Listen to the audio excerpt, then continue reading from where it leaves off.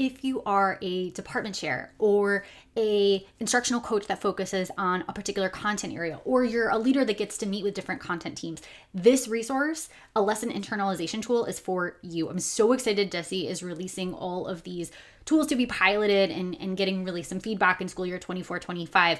This one is very exciting. It pairs really nicely with their unit internalization tool, I believe it's called.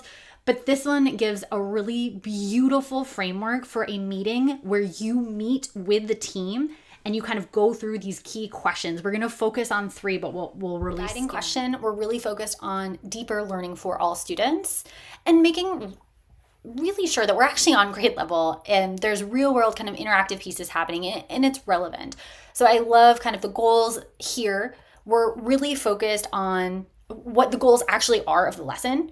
We're thinking about adult biases and we're thinking critically. We're also thinking about specific strengths and weaknesses of the lesson, and we're truly trying to engage all students and give individualized support as needed. So here we go. The key questions that are happening here are around what students are learning, why. Love that part. I do think it's fair for any student to ask, why are we learning this? And teachers do have an answer. And how will we know they learned it? Also really love that. Like, what's the success criteria? There's a piece later on that's asking about assessment and how would you grade if you grade something from the lesson.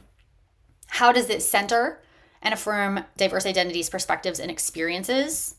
How can it facilitate, or lesson facilitation, cultivate deeper learning and increase capacity for students?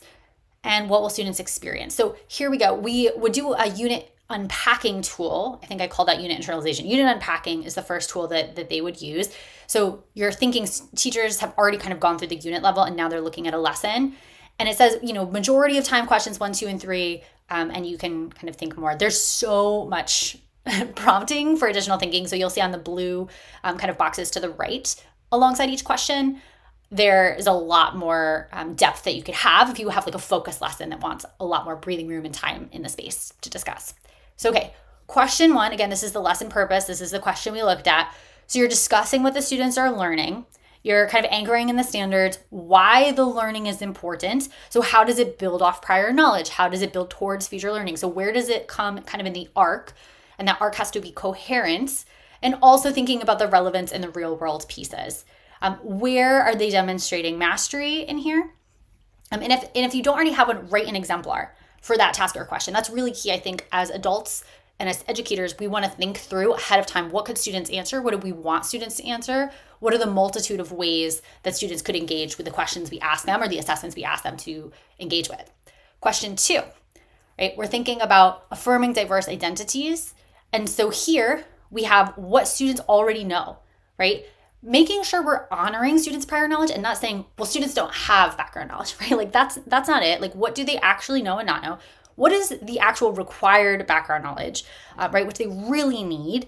And how does, different students' identities actually shape their engagement or their response to particular material? Might something be really highly emotional for students? Might something be extra challenging given their identities, right? Or their background experiences? We're really creating opportunities to leverage here. So how do we, again, asset lens, bring in the wealth of knowledge and experience that we have of students, and we're getting students to learn about the experience of others here. At this point, people are going to synthesize, like, what action steps do we need to take? What do we need to really be aware of as we're planning to teach this lesson? What are we kind of prioritizing? Here, we have to identify the critical thinking moments. Again, anticipating student responses and what are those key facilitation moves that we're going to use.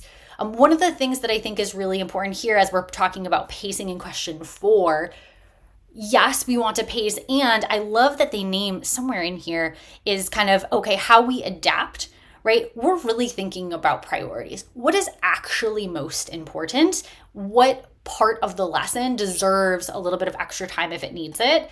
And kind of what becomes less important. Also, that here is that flag for grading. Is there anything from this lesson that will be graded and how would you actually do it? Again, what action steps do we need to take? And then there's a kind of a deep dive discussion. So after the lesson, you can look at student data and there's a great student work. As you saw in that document, there's actually other resources Desi has created and made available for a pilot year that you can use in conjunction either before or after you use this lesson internalization tool with your team. So I'll not only link to this document we just went through, but the whole set of resources in the description.